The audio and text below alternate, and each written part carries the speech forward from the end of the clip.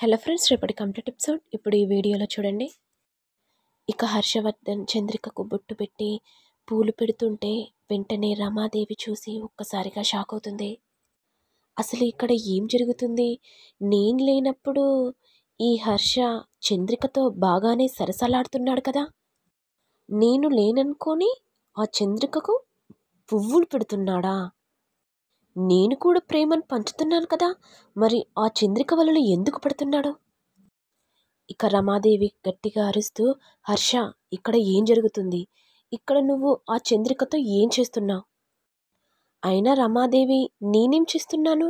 నా మొదటి భార్యకు బొట్టు పెట్టి పూలు పెడుతున్నాను అంతే కదా, వేరే వ్యక్తికి ఏం చేయట్లేదు కదా. నిన్నెంతగా ప్రేమగా చూసుకుంటున్నానో నా చంద్రికను కూడా అంతే ప్రేమగా చూసుకుంటున్నాను. ఇద్దరిని సమానంగా చూసుకోవడం నా గౌరవం కదా. అసలు నువ్వు ఏం మాట్లాడుతున్నావు హర్ష? అసలు నువ్వు ఇలా చేస్తావని అనుకోలేదు. చంద్రిక, నీకైనా బుద్ధుందా? జడలో ఎప్పుడు పూలు పెట్టుకోద్దని చెప్పాను కదా. హర్ష తేంగానే జడలో పూలు పెట్టుకున్నావా? అంటే అది కాదమ్మా. అంటే అది... చంద్రిక, ఇంకేం మాట్లాడకు. అసలు నువ్వు ఇక్కడ ఉండాల్సిన అవసరం లేదు. ఇక్కడి నుంచి, ఈ ఇంటి నుంచి వెళ్ళిపో అని అనేసరికి చంద్రిక ఒక్కసారిగా షాక్ అవుతుంది. ఇక వెంటనే హర్షవర్ధన్ కోపంతో, చంద్రిక ఎక్కడుంటే నేను కూడా అక్కడే ఉంటాను. చంద్రిక మనకు ఎన్నో త్యాగాలు చేసింది. నా నుండి శాశ్వతంగా విడిపోయింది. తనకి నేను దూరంగా ఉంటున్నాను. మరి ఎందుకు ఇలా చేస్తున్నావు? చంద్రిక ఎక్కడుంటే ఈ హర్షవర్ధన్ కూడా అక్కడే ఉంటాడు అని అనేసరికి రమాదేవి ఒక్కసారిగా షాక్ అవుతుంది.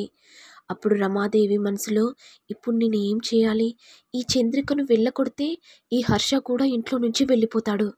నేనేమో రోజాతో ఎంగేజ్మెంట్ ఫిక్స్ చేస్తానని చెప్పాను.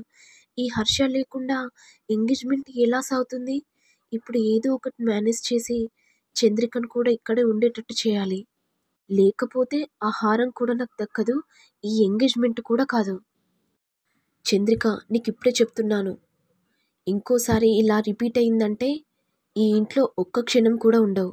సరేనమ్మా. ఇదిలా ఉండగా రమాదేవి పంతులు గారికి ఫోన్ చేసి ఇంటికి రమ్మని చెప్తుంది. ఇక పంతులు గారు ఇంటికి రాగానే, మీకు ఆ అమ్మాయిని పెళ్లి చేసుకోవడం ఇష్టమేనా? రోజాని నా కోడలుగా చేసుకోవడానికి ఎలాంటి అభ్యంతరం లేదు. ఇక పంతులు గారు మాట్లాడుతూ, ఆ వంశ వారసురాల్ని చేసుకోవడం మీకు చాలా అదృష్టం ఉంది. అలాంటి వారసురాల్ని మీ ఇంటి కోడలుగా చేసుకోవడం చాలా పుణ్యం అని పంతులు గారు చెప్తుంటే ఇక రమాదేవి చాలా సంతోషపడిపోతుంది. ఇక రమాదేవి మనసులో నవ్వుకుంటూ, అసలు రోజాను నా ఇంటి కోడలుగా నేనెందుకు చేసుకుంటాను?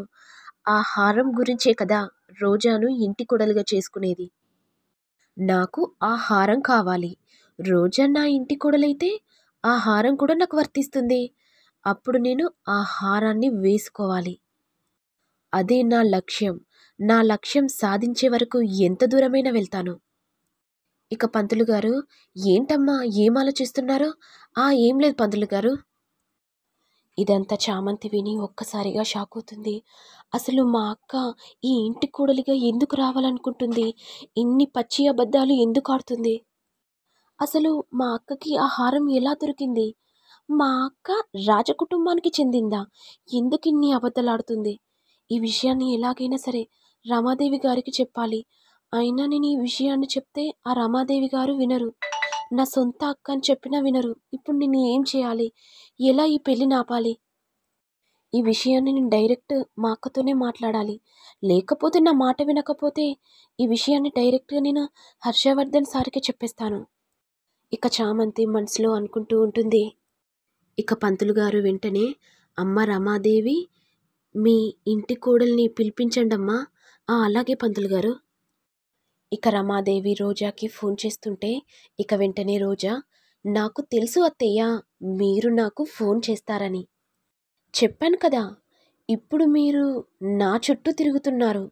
అప్పుడు నేనేమో మీ చుట్టూ తిరిగాను. ఎందుకంటే మీ ఇంటి కోడలు రావడానికి. పాపం అత్తయ్య ఆ హారాన్ని దక్కించుకోవడానికి నన్ను కోడలిగా చేసుకుంటుంది. అయ్యో, మా అత్తయ్య ఫోన్ చేస్తుంది. ఫోన్ లిఫ్ట్ చేసి మాట్లాడాలి. హలో అత్తయ్య, చెప్పండి అత్తయ్య. హలో రోజా, త్వరగా రెడీ అయ్యిరా, పంతులు గారు మీతో మాట్లాడతారంట. సరే అత్తయ్య. మీరు నన్ను కోడలిగా స్వీకరిస్తున్నారంటే నాకు చాలా సంతోషంగా ఉందత్తయ్య. ఇప్పుడే బయలుదేరుతున్నానత్తయ్య. ఇక రోజా రమాదేవి ఇంటికి రాగానే తన జాతక చక్రం పంతులు గారికి ఇస్తుంది.